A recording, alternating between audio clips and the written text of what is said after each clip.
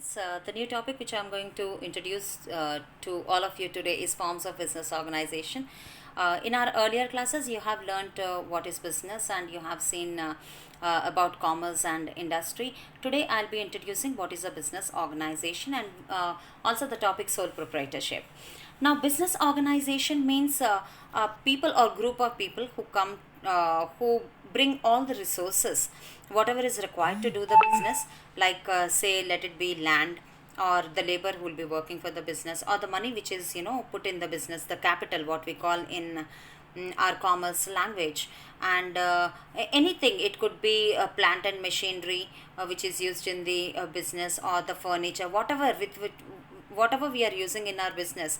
When we put all these resources together and do the business to achieve the final aim, that is objective, that is called as business organization. Okay. And here, if you see the forms of business organization, we have three kinds of. First one we have is uh, just give me a moment. Yes, first we have is private undertakings. Here you can see forms of business organization. We have private undertakings, public undertakings, and joint sector undertakings. Private undertakings means which is, these companies are owned by private people. Public undertakings means these organizations are run by government. And joint sector undertakings means where the private and the government both together they do the business, that comes under joint sector undertakings. And here in your first year, dear students, you will be having all the private undertakings. You have 5 chapters on this. So the chapter which I am picking up today is sole proprietorship. Sole proprietorship means where just one person, he does the business. He is responsible for the working of the business. That is what is called as sole proprietorship. Then joint Hindu family means where the members of the family, they come together and do the business. That is joint Hindu family kind of business.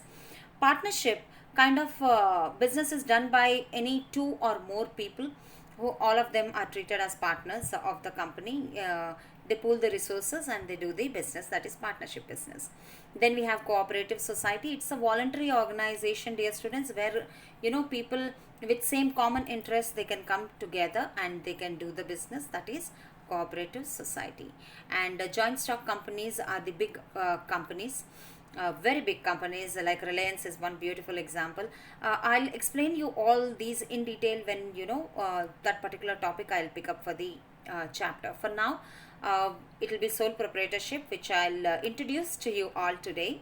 And then let us see the public undertakings. In public undertakings, we have departmental organizations, and then we have public corporations, and then we have the government companies. Departmental organizations means these departments, they are run by government, like say railway is one of the department, postage is one of the department, defense is one of the department. Okay, so they are all maintained by the government, so they come under the departmental organizations. And public corporations means again government corporations, like we have RBI, Reserve Bank of India, is a beautiful example. Then National Development Bank of India, State Bank of India, they all come under public corporations. And government companies means these are the companies, children, where government, they put 51% of the money in the business, like shipyard and NAD is beautiful example, I would say. And joint sector undertakings, as already said, it is run by both the people, the private and the government people. So now to speak about sole proprietorship, who is sole proprietorship, or let us say who is the sole proprietor? Sole means single, proprietor means owner. So any organization where owner, just one single owner is there, you will call that business as sole proprietorship.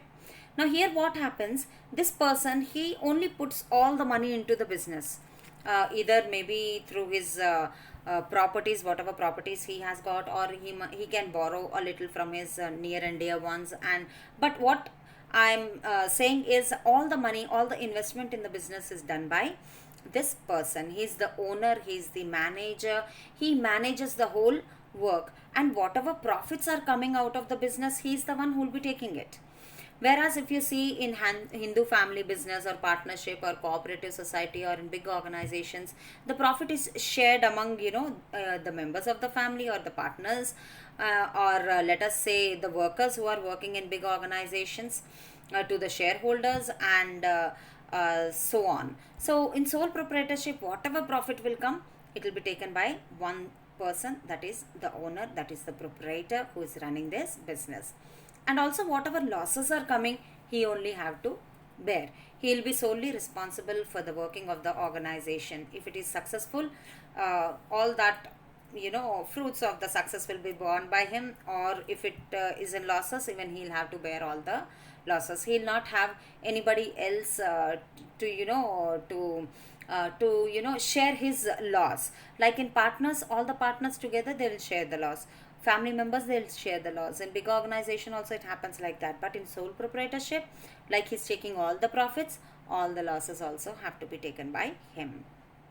And in sole proprietorship, if one is planning to start a business, there are not much legal formalities here. It's very easy to start this business organization. Whereas if we compare to rest of the businesses, like let us say joint stock companies, there are a lot of documentation to be done, like memorandum of association, articles of association is to be prepared, certificate of incorporation has to be, it has to be ready. These all in detail you'll be learning in further chapters. Here what you'll have to know is in sole proprietorship, the legal formalities are kind of nil. It's very rare that you'll have to go on through these legal procedures. Okay.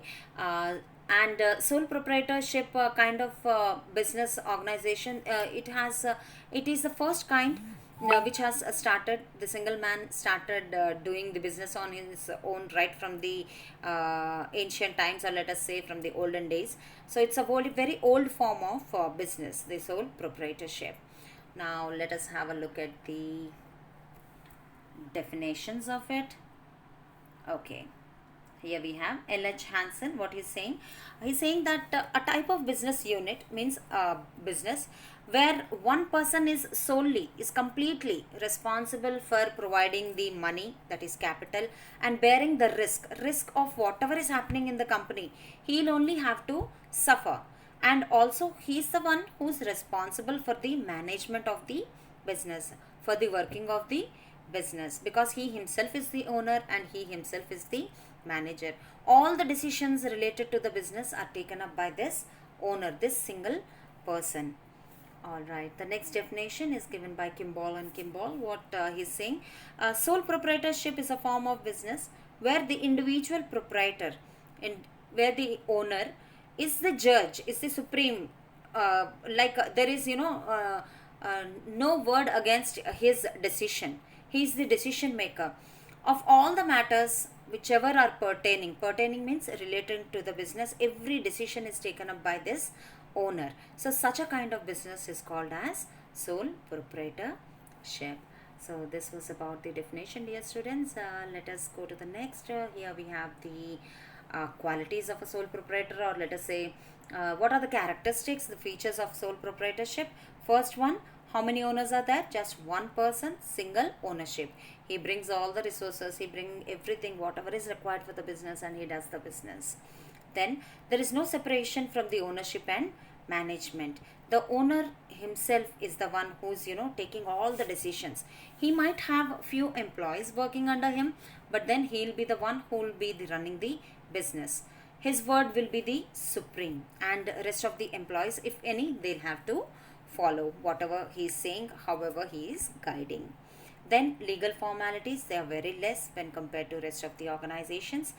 And here no separate entity means sole proprietor and he and his business both are same. They are not treated separately.